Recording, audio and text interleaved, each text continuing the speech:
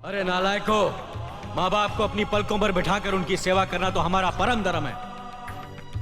मैं ये नहीं कहता कि मंदिर बनाकर अपने माँ बाप की पूजा करो, मगर किसी मंदिर के सामने अपने माँ बाप को भीख मांगने पर मजबूर तो मत करो।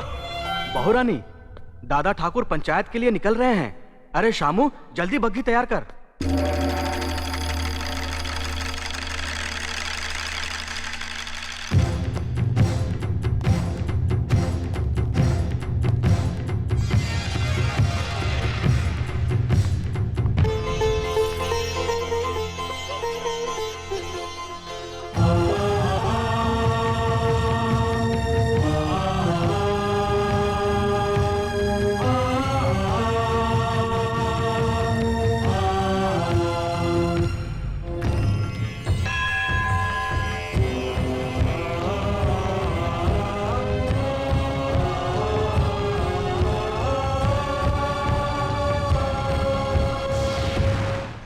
श्रीकांत, आज का मामला क्या है? दादा ठाकुर, ये दो भाई रघुनाथ और लखन रामलाल के बेटे हैं। माँ बाप के जीते जी घर जमीन जायदाद सब कुछ बांट चुके हैं। अब झगड़ा माँ बाप के बंटवारे को लेकर उठा है। माँ को अपने पास रखने के लिए तो दोनों तैयार हैं, पर बाप को रखने के लिए कोई राजी नहीं है। क्या ये सच है? जी दादा ठाकुर, माँ बहुत बूढ़ी और कमजोर हो गई है, इसलिए उसकी देखभाल करना मेरा फर्ज है। दादा ठाकुर, मैं बचपन से ही माँ को बहुत चाहता हूँ। माँ के बिना रह नहीं सकता, इसलिए माँ की सेवा करने का अधिकार मेरा है। वैसे भी पिताजी भैया को बहुत चाहते हैं, भैया को उनकी देखभाल करनी चाहिए। कितने बच्चे हैं तुम्हारे? एक लड़का और एक लड़की है। और तुम्हारे? मेरा एक ही बेटा है दादा ठाकुर। अच्छा, तुम दोनों में से जो भी अपनी माँ को अपने पास रखना चाहता है, उसे अपने पिता के पास अपने बेटे को भेजना होगा, क्योंकि बुढ़ापे में उनकी सेवा करने वाला कोई तो चाहिए ना। ये कैसे हो सकता है? 10 साल से जिस बेटे को प्यार से अपने सीने से लगाकर रखा है, उसे अपने से अलग कैसे कर दें? मेरे बेटे के भाग नहीं फूटे हैं जो ससुर जी की सेवा करने का दुख झेले। चाहे तो देवर जी सासू जी को अपने पास रखें। तो क्या मेरे बेटे के भाग फूटे हैं? सासू जी को भले जेठ जी ले जाएं। मैं अपने बेटे को नहीं भेजूंगा। मैं भी मेरे बेटे को नहीं भेजूंगा। तुम माँ को अपने पास रख लो। नहीं, तुम रखो। तुम रखो। तुम अपने पास रखो। तुम अपने पास रखो। खामोश! तुमने अपने बेटे की परवरिश सिर्फ 10-12 साल की, और आज जब अपने पिता के पास भेजने की बात आई तो तुमसे बर्दाश्त नहीं हुआ। छटपटा गए तुम दोनों। और जिन माँ बाप ने 40 साल तक दिन रात अपने सीने से लगाकर फूलों की तरह तुम्हें पाला, पढ़ाया लिखाया, शादी की, अपनी जमीन जायदाद रुपया पैसा सब कुछ तुम्हारे हवाले कर दिया, उम्र के आखिरी इस दौर में उन्हीं माँ बाप को जुदा करने की सलील हरकत कर रहे हो तुम दोनों। अरे कोक में अपना लहू पिला पिला कर जिसने तुम्हारी रचना की, तुम्हें जीवन देने के लिए मर मर कर कई बार जो जी है बेचारी, वो है तुम्हारी माँ। अपना खून जला जला कर तुम्हें रोटी खिलाने वाला, अपनी खुददारी पर चोट खा खा कर तुम्हें खुशी देने वाला वो इंसान तुम्हारा बाप है। और इन्हीं माँ बाप की जिंदगी भर की दौलत हो तुम दोनों भाई। मुझे मालूम है तुम दोनों अपनी माँ को अपने पास क्यों रखना चाहते हो, ताकि वो तुम्हारे घर में खाना बनाए, तुम्हारे कपड़े धोए, तुम्हारे बच्चों की देखभाल करे, और तुम्हारी बीवियां पलंग पे लेटे लेटे हुक्म चलाएं। तुम्हें मां नहीं चाहिए, तुम्हें मुफ्त में काम करने वाली नौकरानी चाहिए, नौकरानी। बाप इस बुढ़ापे में कमा नहीं सकता, तुम्हारे खेतों में हल चला नहीं सकता, बोझ लगने लगा है तुम्हें, इसलिए अब तुम्हें बाप की जरूरत नहीं है। और जिस दिन तुम्हारी मां से भी घर का काम नहीं हो सकेगा, तुम उसे भी कचरे की तरह घर से बाहर फेंक दोगे। अरे नालायको, माँ बाप को अपनी पलकों पर बिठाकर उनकी सेवा करना तो हमारा परम धर्म है। मैं ये नहीं कहता कि मंदिर बनाकर अपने माँ बाप की पूजा करो, मगर किसी मंदिर के सामने अपने माँ बाप को भीख मांगने पर मजबूर तो मत करो। बुढ़ापे में पति पत्नी का रिश्ता दिए और बाती जैसा होता है, बाती को अलग कर दो तो दिया बुझ जाता है। वैसे ही इस उम्र में इन्हें अलग कर दिया तो ये मर जाएंगे। इतिहास गवाह है, जो माँ बाप की इज्जत नहीं करता वो बेटा कभी सुखी नहीं रह सकता। हमें माफ कर दीजिए दादा ठाकुर, हमें माफ कर दीजिए, हमें माफ कर दीजिए। माफी मुझसे नहीं, अपने माँ बाप से मांगो जिनका दिल तुमने दुखाया है। अब इनकी आखिरी सांस तक तुम्हें इनकी सेवा करनी पड़ेगी, वरना तुम इस गांव में नहीं रह सकते। यह हमारा फैसला है।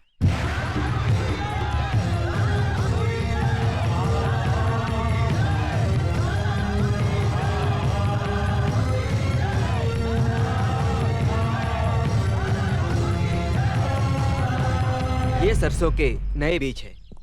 जितने समय में हम पहले एक फसल काटते थे, अब उतने ही समय में इन बीजों के द्वारा 2 फसल काट सकते हैं। और एक खासियत इन बीजों की यह है कि इनकी सिंचाई और खाद का खर्चा बहुत ही कम है।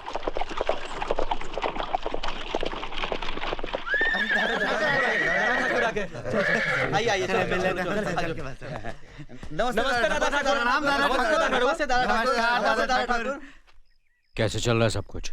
नकुल जी से नई फसल बोने का तरीका सीख रहे हैं। ठीक से समझा रहा ना मेरा भाई? दादा ठाकुर, आपने नकुल को इतना पढ़ा लिखा कर हमारी भलाई के लिए गांव में ही रखा। इस उपकार के लिए हम हमेशा आपके आभारी रहेंगे। अरे कैसी बातें कर रहे हो? इसमें उपकार की क्या बात है? गांव में एक दूसरे की मदद करना तो हमारा फर्ज है। और फिर नकुल इसी मिट्टी में पैदा हुआ है, पढ़ लिख कर इस गांव की मदद नहीं करेगा तो और किसकी करेगा?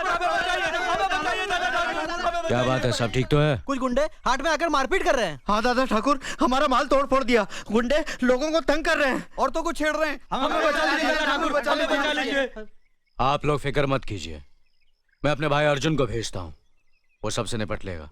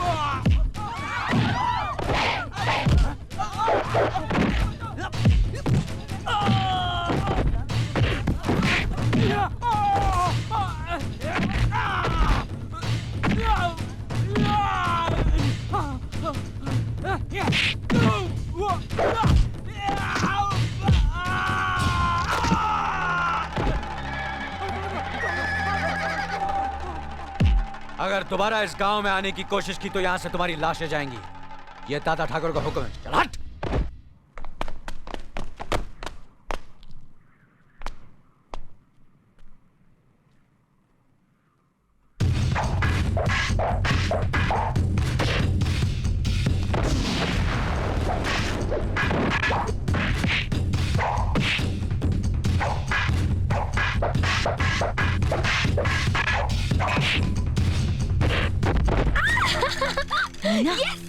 ये क्या कर रही हो? क्या हुआ?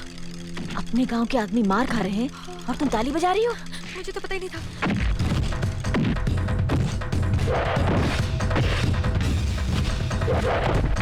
नहीं! मत मारो मेरे पति को, मत मारो, छोड़ दो मेरे पति को, छोड़ो ना!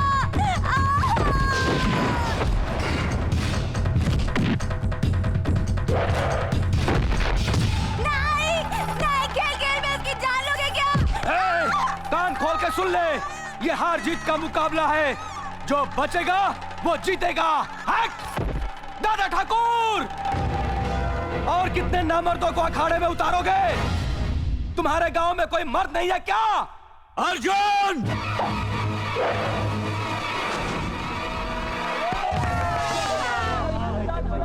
शाबाश भैया, शाबाश!